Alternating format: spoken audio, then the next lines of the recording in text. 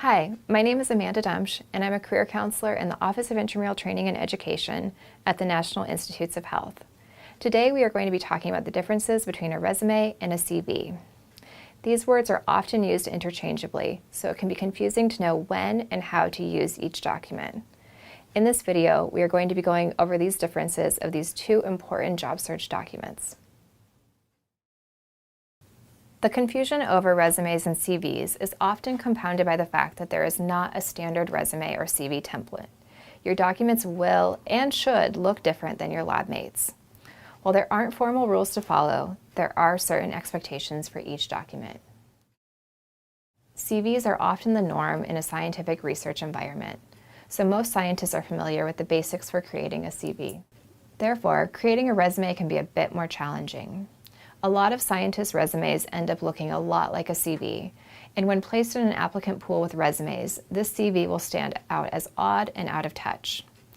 It's important to understand the key differences between these documents and take the time to convert your CV to a resume when the position calls for it. So when do you use a resume versus a CV? If you're unsure, ask the hiring manager. Or poll your network and do informational interviews with people who are working at that company or in that industry. Generally, though, you use a CV when applying to academic, government, or research positions. A CV is often the preferred document for grants or fellowship applications as well. Use a resume for everything else, especially if you are applying to industry positions. As noted in this chart, some other key differences are the length and formatting between the two documents. As opposed to CVs, resumes are often shorter, more concise, and highly tailored for the job at hand. Resumes for postdocs range from 1 to 3 pages, but try to keep yours on 2 pages. The general rule of thumb is 1 page for every 8 to 10 years of experience. CVs are often long because you include your full publication record. Generally, you omit this section from your resume. Another option would be to note a group of selected publications, but choose the most recent and/or the most relevant. The purpose of a resume is to use it as a targeted marketing tool, whereas a CV is often seen as an ongoing academic and work history. One of the key differences between a CV and a resume is the content of what you include. On a resume, it has to be very succinct and relevant to the reader or the position at hand. You only have space for a few key sections, such as a qualification summary, education, experience, and skills. Whereas on a CV, you may include a wide range of professional accomplishments and activities in sections like awards, grants, conferences, poster presentations, and your full publication list. For both documents, it is important to be genuine, but this is not the space to be modest.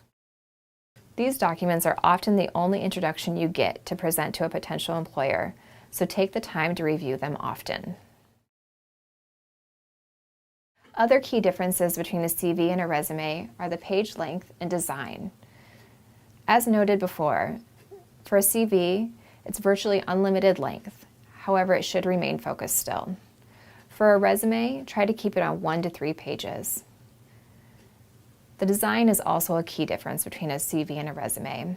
Resumes are highly formatted. You want to maximize all of the white space on that document. Whereas with a CV, there is very little formatting, but it still must be clean and easy to read. You don't often see bullet points on a CV. Your lab and your publications often speak for themselves on a CV. This is not true for a resume. So you must include bullet points on your resume under your experience section. Don't assume that your lab or job title is enough to convince the reader that you are qualified for the position. On a resume, you should be using strong active verbs and numbers to highlight your accomplishments in a quantitative way. As an example, don't just say you taught a lab section. Employers want to know specifics, like the fact that you designed lesson plans and taught introductory biology to 54 undergraduate students. Remember these key factors when you're creating your bullet points for your resume. There are some universals for both documents. For both a resume and a CV, you should omit the following. Personal pronouns. When you're creating your bullet points, Never say I or my team or any other personal pronoun. It can feel awkward, but you sort of speak in the third person. Additionally, you don't need to label your documents. I often see people label their document curriculum vitae or resume at the top. That's unnecessary to include. Lastly, you don't include references on either your resume or CV. Generally, this is a separate document entirely.